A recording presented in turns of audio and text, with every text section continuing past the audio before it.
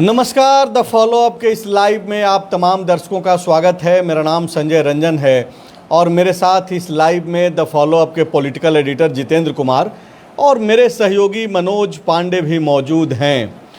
न्याय का सिद्धांत यह कहता है कि 100 दोषी संदेह का लाभ लेकर के अगर बच भी जाएं तो एक निर्दोष को किसी भी तरीके की सज़ा नहीं मिलनी चाहिए। इसी न्याय के सिद्धांत के आधार पर हमने आज यह कैप्शन में लिखा है कि जो फैसला हेमंत सोरेन की सरकार ने आंदोलनरत छात्रों के दबाव में आकर के लिया और जिस तरीके से कल देर रात जो नोटिफिकेशन हेमंत सोरेन की सरकार ने जारी किया, जिसके तहत 22 नियुक्तियों को रद्द करते हुए तकरीबन 17 जांच प्रक्रिया के दायरे में नियुक्तियों को लाने का अधिसूचना जारी किया गया। 2010 के बाद से अब तक जितनी भी नौकरियां हुई है उसमें से 17 पे जांच होगी, जो कि टीडीपीएल में जिसकी भूमिका है, और उसके अतिरिक्त भी 22 नियुक्तियों को रद्द कर दिया गया। मतलब कि सीधे तौर पे 2394 लोग जो अब तक राज्य सरकार के अधिकारी के तौर पे, कर्मचारी के तौर पे काम करना शुरू कर दिए थे, वो बेरोजगार हो गए और 2244 लोगों की नौकरियों पर खतरा मंडराने लगा है हेमंत सरकार के उस अधिसूचना के साथ, जिसके तहत कहा गया कि 2010 से अब तक बाकी के 17 नियुक्ति प्रक्रियाओं की जांच होगी। तो आज हम लोग इस लाइव में यही बातचीत करेंगे कि क्या ये जो आंदोलन कर रहे छात्रों की भीड़ के सामने जिस तरीके से फैसला हेमंत सोरेन की सरकार ने लिया है, क्या इस फैसले को न्याय में तब्दील करने में हेमंत सोरेन सरकार के लिए आगे की राह जो है चुनौतीपूर्ण होने वाली है। सवाल इसलिए भी क्योंकि जो सफल अभ्यर्थी हैं, जो नौकरी कर रहे थे, वो लोग हाई कोर्ट के दरवाजे तक जा पहुंचे हैं। खबर है कि 3 याचिकाएं आज उच्च न्यायालय में डाली गई हैं। तो ये जो सड़क के जरिए सत्ता का जो फैसला है वो अब न्यायालय के दरवाजे तक जा पहुंचा है। क्या होगा, नहीं होगा, सरकार का जो फैसला है क्या वो भीड़ के दबाव का एक रिजल्ट के तौर पर है, या फिर वाकई में ये जो सवाल भर्ती प्रक्रिया में व्याप्त भ्रष्टाचार को लेकर के छात्र और ये पूरा राज्य जो मांग देख रहा था, सवाल कर रहा था, क्या उस सवाल का ये पूरे तरीके से जवाब है, या फिर जो नैरेटिव पूरे देश भर में हेमंत सोरेन की सरकार के खिलाफ छात्रों को आधार बना करके गढ़ा जा रहा था, क्या उस नैरेटिव को धराशायी करने के लिए और उसमें एक कदम आगे बढ़ने के लिए हेमंत सोरेन की सरकार ने यह निर्णय लिया, या फिर जिस तरीके से मुख्यमंत्री ने घोषणा करते हुए जब यह खुद कहा कि ऐसे कई सबूत मिले हैं जिसे सार्वजनिक तो नहीं किया जा सकता है, लेकिन रद्द करने के फैसले तक पहुंचने में वो सबूत पर्याप्त हैं। ऐसे में वो जो सवाल थोड़ी देर पहले मैं पूछ रहा था और कर रहा था, वो सवाल यहाँ पे फिर से जुड़ जाता है कि तो इन फैसलों को न्याय में तब्दील करने की राह में क्या वो सबूत मददगार होंगे, या फिर वो सबूत इतने मददगार नहीं होंगे जिससे यह प्रतीत होने लगे कि हेमंत सरकार का यह फैसला न्यायपूर्ण है। आप देख पा रहे होंगे कि सैकड़ों हजारों की संख्या में महीनों भर से जो छात्र आंदोलनरत थे, सरकार के इस फैसले के बाद जयकारे लगाने लगे। हेमंत सोरेन जिंदाबाद के भी नारे वो लगाने लगे। लेकिन इसके साथ साथ जिन सफल अभ्यर्थियों की नौकरियां चली गई, जिनके उम्मीदों को एक तरीके से लिंच कर दिया गया, जैसा कि सफल अभ्यर्थी आरोप लगा रहे हैं कि भीड़ तंत्र के कारण जो है हमारी नौकरियों को समाप्त कर दिया गया है, उनके दबाव में ऐसा फैसला लिया गया है।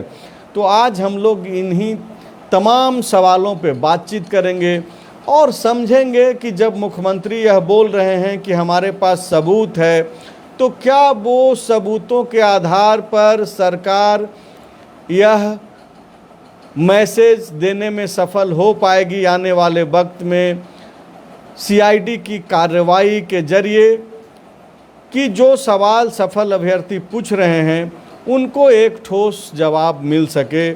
मेरा सवाल सर पहला आपसे यही है कि पहले रद्द करने की मांग की जा रही थी, अब जब रद्द हो गया तो बहुत तरीके के सवाल उठ रहे हैं। बोला जा रहा है कि जो न्याय प्रक्रिया है उसको फॉलो नहीं किया गया। जब आप किसी को नौकरी दे देते हैं तो नौकरी को से हटाने से पहले एक प्रक्रिया है जिसको फॉलो किया जाना चाहिए।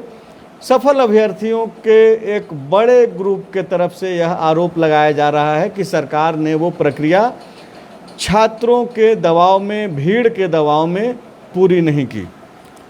देखिए, इसमें तो कई तरह की मतलब विसंगति दिखाई पड़ने लगी है। इसमें कुछ हद तक मुख्यमंत्री की मजबूरी भी दिखाई पड़ रही है। जिस तरह से छात्र और छात्र नेता और विपक्षी पार्टियां मांग करने लगी थी परीक्षा रद्द करने को लेकर, और जितना उतावले हो उठे थे ये, तो और आक्रोश बढ़ता जा रहा था। जेएनजी का जो संदेश था जंतर मंतर का, वो समझ में आ रहा था। तो इस सारे चीज़ों को देखते हुए हेमंत सोरेन ने दूध का दूध और पानी का पानी करने के लिए, मतलब अभी हुआ नहीं है, उन्होंने 17 परीक्षाओं की जांच का आदेश दे दिया और 22 परीक्षाओं को रद्द कर दिया। अब इस रद्द किए जाने से लगभग 2394 पदों पर कार्यरत अधिकारी और कर्मचारी अचानक बेरोजगार हो गए हैं। और यह तो निश्चित रूप से कहा जा सकता है जो 2394 में अधिकतर मेरिट से पास करके उस पद तक पहुँचे थे। और जी आप बोल रहे थे कि नौकरी से हटा देना, जब किसी कर्मचारी को निलंबित भी किया जाता है तो प्रारंभिक तौर पर तो जो सरकार का नियम कानून है उसमें एक स्पष्टीकरण पूछा जाता है, जो आप बताएं, जो आपसे ये गलती हुई है, इस गलती के कारण आपको क्यों नहीं निलंबित कर दिया जाए। यहाँ तो नौकरी ले ली गई है। तो यह तो प्राकृतिक न्याय का भी सीधे तौर पर आप देखेंगे तो उल्लंघन दिखता है, क्योंकि एक सामान्य सवाल उठता है जो हमारी नौकरी चली गई तो हम दोषी कैसे हैं, दोषी हैं तो उसका प्रमाण क्या है। और अभी तक सीआईडी ने कोई जांच रिपोर्ट सौंपी नहीं है। मुख्यमंत्री ने भले कहा है कि कई तरह की ऐसी विसंगति सामने आई है जो बाद में हम उसका जिक्र करेंगे, अभी वो जांच के दायरे में है, इसलिए उसको आप सार्वजनिक नहीं कर सकते।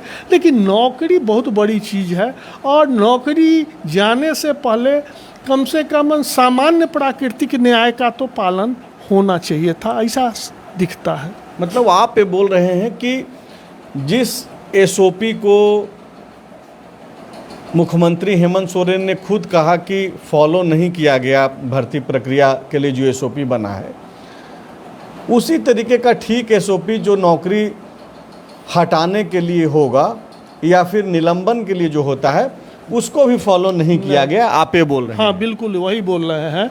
और एसओपी की चर्चा करके मुख्यमंत्री वहाँ फंसते हुए दिखाई पड़ रहे हैं। एसओपी का पालन नहीं हो रहा था। एक परीक्षा नहीं, 39 परीक्षाएं रद्द और जांच के दायरे में गई है। और इसका कोई अचानक ये 2-4 दिनों से इन परीक्षाओं में गड़बड़ी की बात नहीं उठ रही थी। उसके साथ साथ आप अगर याद करेंगे तो सीजीएल की परीक्षा के बाद नीरज सिन्हा ने इस्तीफा दे दिया था। इस्तीफा कब कोई देता है? या तो वो किसी संकट में फंसता है, या वो यह देख रहा होता है कि हम जिस पद पर हैं वहाँ रहते हुए हम निष्पक्ष काम नहीं कर पा रहे हैं, इसलिए हमको इस पद पर रहना व्यर्थ है, और उन्होंने इस्तीफा दे दिया। उस समय भी सरकार की आंख नहीं खुली। उसके बाद प्रशांत कुमार पर जेएसएससी जैसा संस्थान जहां लगातार आरोप लग रहा था परीक्षा में गड़बड़ी को लेकर, प्रशांत कुमार वहां प्रभारी अध्यक्ष के नाते काम करते चले जा रहे थे। तरह तरह की बातें आरोप लगती जा रही थी, लेकिन उस समय सरकार ने नोटिस क्यों नहीं लिया? सवाल तो कई खड़े हो रहे हैं। तो सवाल कई खड़े हो रहे हैं और कई सवाल सफल अभ्यर्थियों के भी मन में हैं। दोनों तरफ का जो है विजुअल्स दिखाई पड़ रहा है। एक बड़ा पक्ष है जिसकी संख्या लाखों में है और जो करोड़ों लोगों को प्रभावित करेंगे, वो पक्ष सरकार के इस फैसले के साथ दिखाई दे रहा है। एक पक्ष जिसकी संख्या हजारों में है, वो संभवतः लाखों लोगों को ही प्रभावित कर सके, लेकिन वो सरकार के इस फैसले पे सवाल खड़ा कर रहा है। तो अगर भीड़ के हिसाब से और पॉलिटिकल हिसाब से अगर इस पूरे मसले को, इस निर्णय को देखें, तो वो तो गठबंधन और जो सत्ताधारी दल में जो शामिल जो घटक दल हैं, सरकार के पक्ष में जाता हुआ जरूर दिखाई पड़ रहा है। लेकिन जो इंट्रो में हमने कहा कि न्याय का जो बेसिक सिद्धांत है, क्या उसको फॉलो किया गया, क्या उसके एसओपी के अनुरूप काम किया गया है? मेरा सवाल सर पांडे जी आपसे ये है कि जितेंद्र सर ये बोल रहे हैं कि ज़्यादातर लोग मेरिट से पास हुए हैं। हालांकि छात्रों के एक बड़े धड़े का ये कहना है, जो आंदोलन कर रहे थे, जैसे सीजीएल और बाकी के परीक्षाओं को रद्द कराने की मांग कर रहे थे, उनका कहना है कि ज़्यादातर लोग मेरिट से नहीं घुसे हैं, ज़्यादातर लोग जो है भ्रष्टाचार के जरिए घुसे हैं और कुछ लोग मेरिट वाले हैं और उनके लिए हमको भी दुख है। तो अब तो मामला न्यायालय में है ना, आंदोलनकारी छात्रों की बात सत्य होगी ना जितेंद्र जी का। अब नहीं, आपको क्या लग रहा है, आप जब असेसमेंट करने के लिए बैठे हैं आज इस लाइव में, क्या देख पा रहे हैं? मैं तो इन्वेस्टिगेशन किया नहीं हूँ, तो ये नहीं कह सकता कि ज़्यादा मेरिट वाले पास हुए हैं या ज़्यादा टेंटेड रिजल्ट वाले पास हुए हैं। और इसी सवाल पे भविष्य टिकता है। सिर्फ यही एक मूल सवाल है। ठीक है, अगर ज़्यादा लोग जेन्युइन तरीके से पास किए हैं तो सरकार चाहे कुछ भी ताकत लगा ले, इसको रद्द नहीं कर पाएगी। चाहे दुनिया का कोई ताकत लगा लेगी, सरकार नहीं रद्द कर पाएगी। अगर ज़्यादा लोग टेंटेड पास हुए हैं तो फिर ये रद्द हो सकता है परीक्षा। अब देखिए, ये दोनों एक ही सरकार का फैसला दो अलग अलग कोर्ट में, मतलब जेपीएससी में अलग जाएगा और जेएसएससी में अलग जाएगा। जेएसएससी में सरकार बाध्य नहीं थी छात्रों से या कर्मचारियों से बात करने के लिए उनसे कि भाई आप पे ये आरोप है, आपका क्या कहना है, क्योंकि वो सब कहानी हो चुका था। उनके ज्वाइनिंग लेटर में टर्म्स कंडीशन डाल दिए गए थे। लेकिन जेपीएससी के पास अभ्यर्थी उन पे ये नियम फॉलो करता है। अब देखिए मामला क्या है कि क्या 11th और नियम तो दोनों पे फॉलो करेगा ना पांडे जी। नहीं, मेरी बात सुन लीजिए।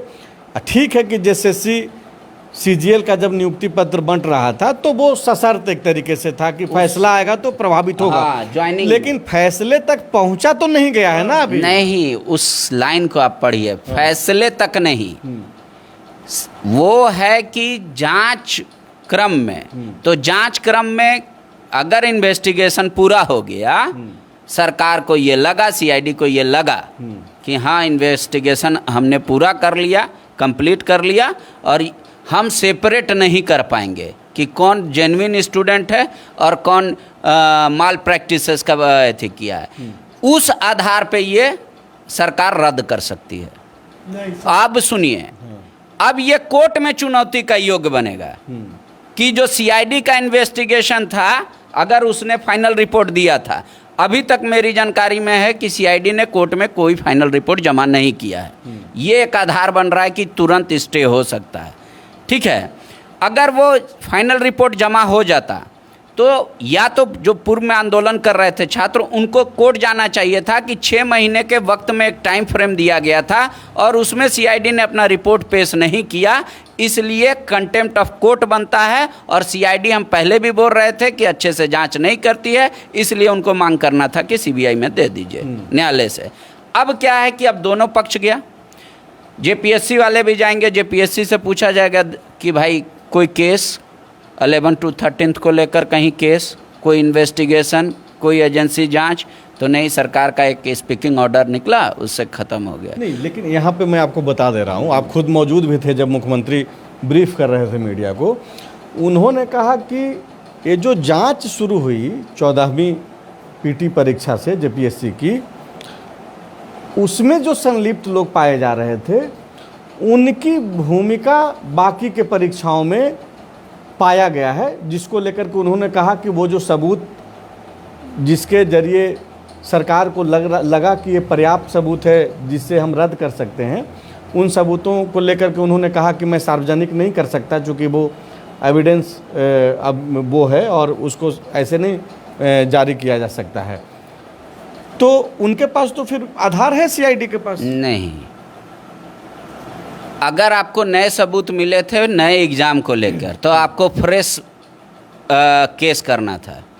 जैसे लालू यादव के चारा घोटाला में 5 से 6 केस हुआ, घोटाला एक ही था, अलग अलग ट्रेजरी का, पर इन्वेस्टिगेशन में आते गया कि इस ट्रेजरी से भी हुआ, उस ट्रेजरी से भी। ये लॉ का प्रोसेस है। वही तो बोल रहे थे तो अभी तक सीआईडी नहीं की है। वही तो मैं आपको बता रहा था कि सरकार वही बोली, मुख्यमंत्री ने वही कहा कि भाई चूंकि हमने शुरू किया। नहीं समझ रहे हैं मैं क्या बोल रहा हूँ। मुख्यमंत्री ने कहा कि सीआईडी ने इन्वेस्टिगेशन शुरू किया और कई तथ्य ऐसे आए, इस वजह से हमको कैंसिल करना पड़ा। तथ्य ऐसे आए कि जो बाकी के परीक्षाओं में भी इन्हीं लोगों का इन्वॉल्वमेंट है। हाँ, तो अगर पांडे जी फिरायालाल चौक पे गलत कर सकते हैं तो बाकी की जगहों पे भी कर सकते हैं।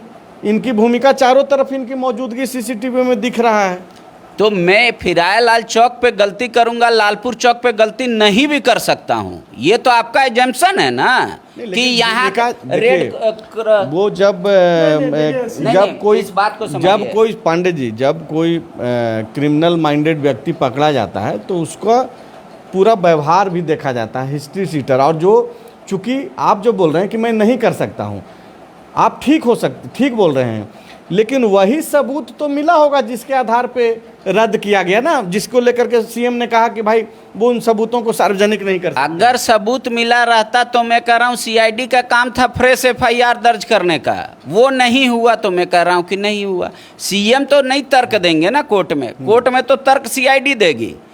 दूसरी बात कि सीआईडी राज्य सरकार ने कोई कैविएट नहीं दायर किया है कि भैया मेरा पक्ष सुन लीजिएगा।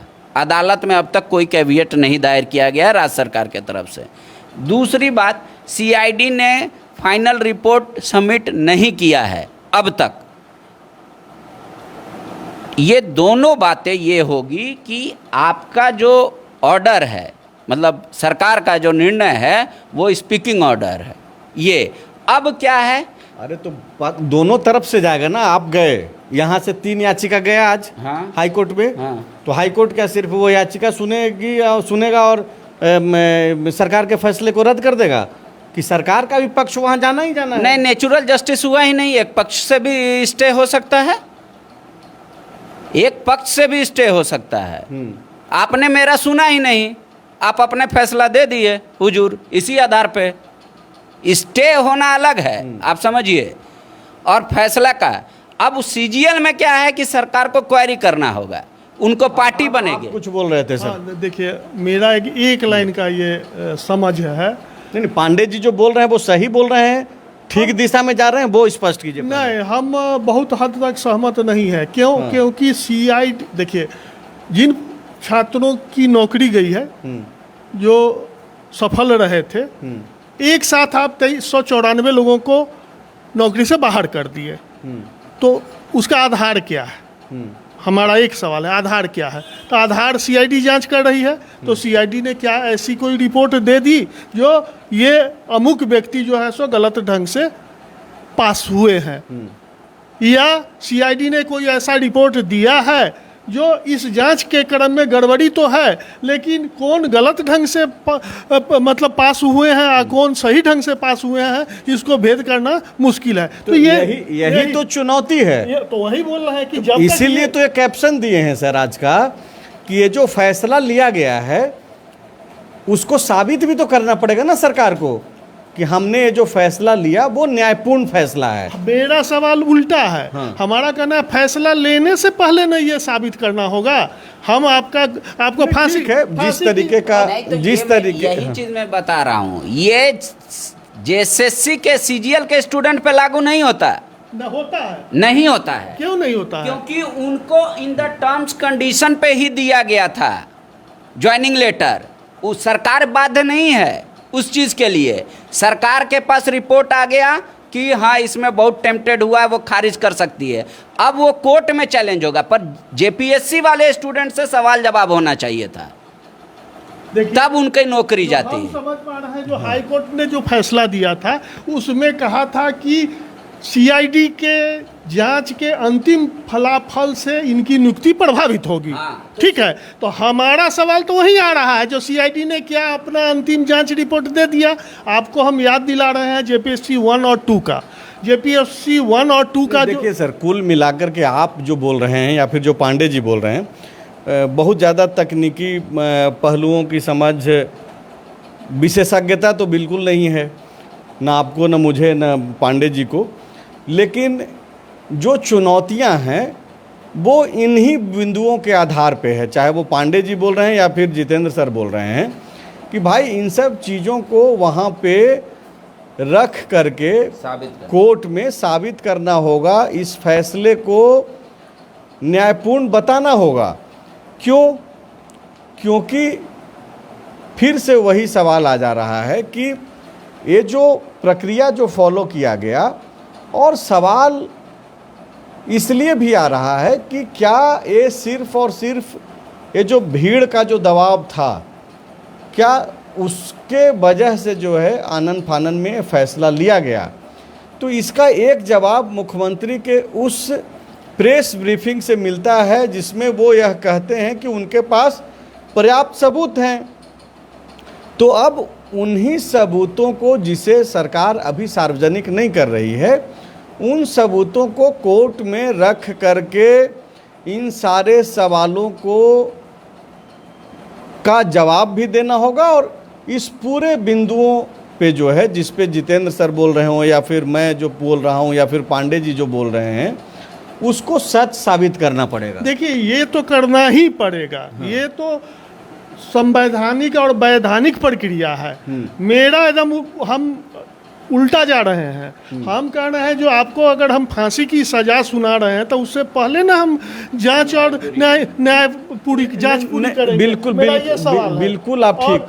एक लाइन और हम बोल रहे हैं, और जेपीएससी 1 और 2 का जो सीबीआई जांच किया, तो जो लोग उसमें टेंटेड पाए गए उनके विरुद्ध नेम्ड चार्जशीट है ना, जो ये गलत पाए गए हैं, ये गलत ढंग से नियुक्त हुए हैं। उसी तरह से यहाँ भी अब यह जो आप बार बार आप भी दोहरा रहे हैं, हम भी उसको स्पष्ट करना चाह रहे हैं कि मुख्यमंत्री भी दबाव में थे। छात्र अब मुख्यमंत्री आवास घेरने के लिए उतारू थे। हो सकता था उस दिन हिंसा हो जाती या किसी तरह का विपक्ष आक्रामक था, तो मुख्यमंत्री ने जांच का पहले प्राइमा फेसी जांच का आदेश और रद्द करने का आदेश जारी कर दिया। अब न्यायालय, और जो आप बोल रहे हैं जो सरकार के सामने चुनौती होगी, जो न्यायालय में उसको साबित करे।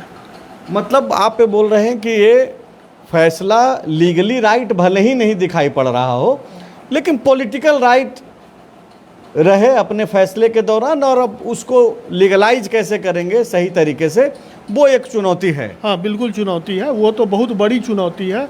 और एक चुनौती ये भी है, अगर ये जांच प्रक्रिया बहुत लंबी खींचेगी तो वो भी एक बेचैनी फिर खड़ा करेगा। इसलिए एक ये भी है कि एक समय सीमा के अंदर इसकी जांच पूरी हो जाए, ताकि मान लीजिए उस जांच में आएगा जो ये छात्र जो है मेरिट से नियुक्त हुआ है तो उसकी नौकरी बच जाएगी, और ये गलत ढंग से नियुक्त हुए हैं तो उनकी नौकरी चली जाएगी, तो दूध का दूध पानी होगा। लेकिन लंबा अगर खींचेगा तो फिर दोनों ओर से आक्रोश बढ़ेगा। 90 दिन के भीतर जांच की तो बातचीत कही गई थी प्रतिनिधिमंडल के द्वारा। हाँ, 90 दिन के अंदर भी कही गई है, और कल का जो है उसमें भी आदेश में कहा गया है सरकार हाई कोर्ट से फास्ट ट्रैक कोर्ट के गठन के लिए आग्रह करेगी। हाई कोर्ट जो है फास्ट ट्रैक कोर्ट का गठन करता है, तो ये इस रास्ते पर तो सरकार अभी दिखाई पड़ रही है। अब एक प्रक्रिया बची हुई है, जो सीआईडी जो जांच कर रही है उसकी मॉनिटरिंग के लिए एक रिटायर्ड जज या एक्टिंग जज की नियुक्ति होनी है। तो वो भी सरकार हमको लग रहा है कि सोच रही होगी, नामों पर विचार कर रही होगी, तो वो किसी भी समय या किसी दिन उस जज की भी नियुक्ति हो जाएगी। तो सीआईडी की जो जांच होगी उसका वो ऊपर में मॉनिटरिंग करेंगे, जो जांच की क्या स्थिति है, क्या प्रक्रिया है, किस तरह से जांच चल रही है। अगर सीआईडी जांच कंप्लीट नहीं हुआ है और उसके पहले सीजीएल जेएसएससी रद्द हुआ है तो विद इन सेकेंड स्टे हो जाएगा। अब रही बात कि बाकी में इन्वेस्टिगेशन का टाइम हो सकता है, और जब तक कॉन्स्टिट्यूशनली बाइंड नहीं होगा जांच एजेंसी इन्वेस्टिगेशन, उनको अदालत के अलावा और कोई नहीं बांध सकता टाइम पीरियड में। 90 दिन के लिए आपको कॉन्स्टिट्यूशन में अमेंडमेंट ये करना था। कई ऐसे जांच होते हैं जो लंबा चलेगा, पर वो न्यायालय तय करेगा। न्यायालय तो 6 महीना तय किया था। हाँ, तो आपने नहीं दिया तो वो हुआ कंटेम्प्ट ऑफ कोर्ट, तो उसमें कोई गया ही नहीं, प्ली ही नहीं किया। अदालत कानून के आँख बंधे होते हैं, उसके पास जो जाएगा उसी के पास। कोई छात्र नहीं गए कि सर 6 महीने का टाइम ख़त्म हो गया, ये कंटेम्प्ट ऑफ कोर्ट होता है, सीआईडी ने फाइनल रिपोर्ट नहीं दिया, इन्वेस्टिगेशन में कौन दोषी है कौन नहीं दोषी है, या इतना भ्रष्टाचार हुआ है कि पता ही नहीं चल पा रहा है ओरिजिनल कि जेन्युइन कैंडिडेट कौन है। इस तरीके का एक आशय का रिपोर्ट सबमिट करना चाहिए। तो वो कोई कोर्ट गया नहीं, तो वो मामला एज इट इज़ पड़ा हुआ है। अब देखिए, अब क्या है कि भाई अगर अभी भी कोर्ट में सीआईडी कहेगी कि हम इन्वेस्टिगेशन अभी जारी रखे हुए हैं, चाहे वो सीजीएल का मुद्दा हो या जेपीएससी का मुद्दा, तो फिर तो हमको लगता है कि जो एक्स कर्मचारी हुए हैं मतलब तुरंत, वो तो उनको तुरंत स्टे राहत मिल जाएगा। यही नियम भी है, एक तरीके से कहते हैं कि मतलब सिर्फ संदेह के आधार पे अभी तत्कालिक फैसला नहीं हो सकता, जब पूरा जांच हो जाएगा तभी फैसला आएगा। तो ये चीज़ें जो बोल रहे हैं पांडे जी आप, कि वर्तमान परिदृश्य को समझते हुए और सीआईडी की जांच जो अब तक सामने आए हैं उसको आधार बनाते हुए आप ये बोल रहे हैं कि कोर्ट में रद्द करने का फैसला टिकता हुआ आपको दिखाई नहीं पड़ रहा है। बिल्कुल।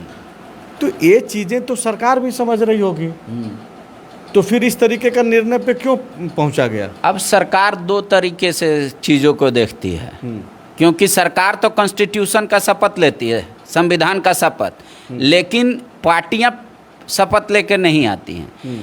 अब सरकार यहाँ पॉलिटिकली राइट होना चाह रही होगी सिर्फ, अभी लीगल राइट कोर्ट में फरिया लेंगे, न्यायालय में जो होगा, या पक्षों को ले चलो, खुश करो, जयपाल सिंह स्टेडियम से हटाओ किसी तरह से, जो हमारा सरकार का छवि। लीगली वो भी तो नहीं समझ रहे थे ना, जो आंदोलनरत छात्र थे, लीगली जो राइट था सरकार के पास, जिसके तहत कहा गया कि भाई जो भी परीक्षाएं हैं उसकी हम जांच करेंगे, और जो प्रक्रियाधीन है जिसको रद्द करने का अधिकार सरकार के पास था, आयोग के पास था, उसको रद्द करेंगे।